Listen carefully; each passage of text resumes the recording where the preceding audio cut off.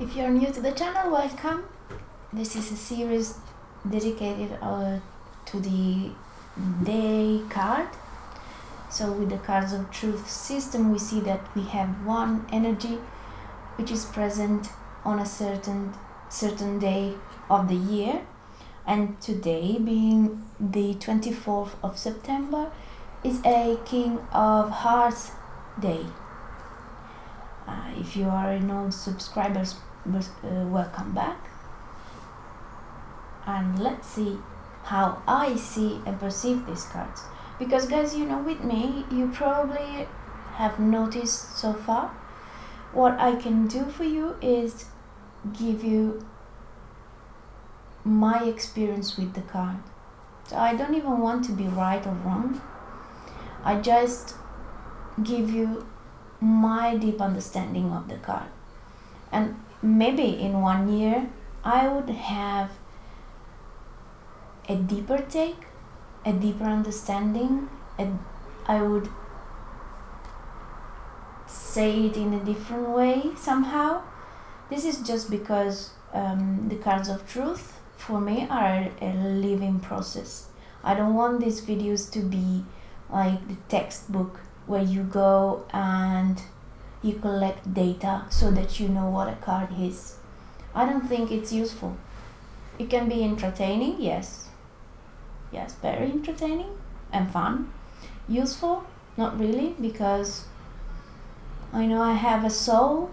It's different than I live in my soul. It's something that I perceive and I am with. So what I share with you is what I've soaked from the cards in general, and you will see some cards will resonate more in the way that I say my experience with the cards than others, simply because it's a never-ending process, and I've been experimenting with this card for the last couple of years, so it's not that long if you see, because we go through phases and we are allowed to experience these energies. And some cards are more present, some they do repeat their present through the year, through the weeks and stuff like that. And so you have that I have more chances, as well as you do, to understand that energy, and some others might not be that present, or simply I might know more people of a certain type of cards than others. So was that enough? Let's go and talk about this guy. Okay, this is from my Cards of Truth deck, by the way. I never mentioned this, but I designed three decks really, and the Cards of Truth this one is taken from that. I see it like this. The King of Hearts is somebody that is very emotionally mature. Whenever we deal with the kings, we know that it's something that is mature and responsible. Okay, so he is emotionally mature. He is capable of putting himself and his wishes aside and let the emotional vibe of the situation be in spite of what he wishes. So for example, a motherly figure would be caring no matter what. Okay, you'll be naughty and she would be caring. A King of Hearts knows that you wouldn't benefit from that. For example, when you need to be accountable for something that you did. So he's not gonna be loving and caring just because he sees you upset or regretful of what you did.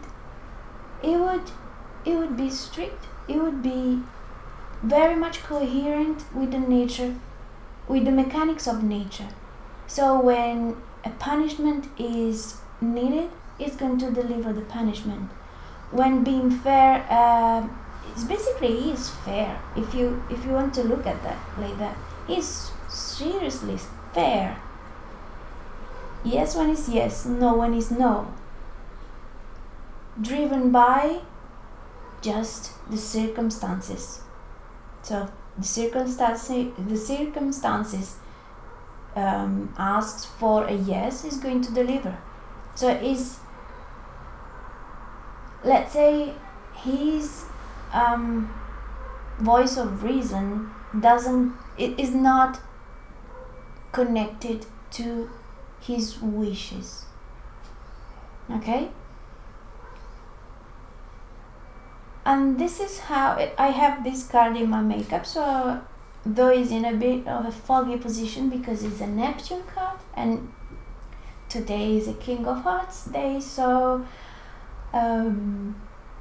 yeah, you can find much depth in a Neptune card, like connecting to the divine even.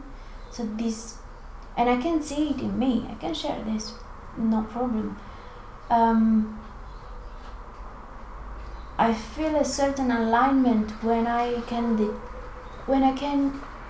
be present in the situation without having to have it the way that I want it with me. When I can be that taking the high road, we say, right? But not for pride, not because I'm superior, just because I see that's what the situation needs. Okay, that's the level of maturity of this card. So it's important, because otherwise we are all caught up in the realm of the ego. And what is the ego? Let's refresh our memories. The ego wants things in the material world. In the cards of truth system, the ego is present from Ace to 6. At the 7 is present because it gets killed. Okay, that's why 7s are so difficult. It's because it's the moment the ego gets crushed. Then in the 8 and 9, there cannot be 8 and 9 and the ego. It's like saying, I have salted water and I want it without salt now. It's a little difficult just like this. Okay, I like that. Yeah, let's say that the experience of our existence as human beings without ego is like water without salt. Is it better? Is it worse? It's just that you can drink it, and it's all different story.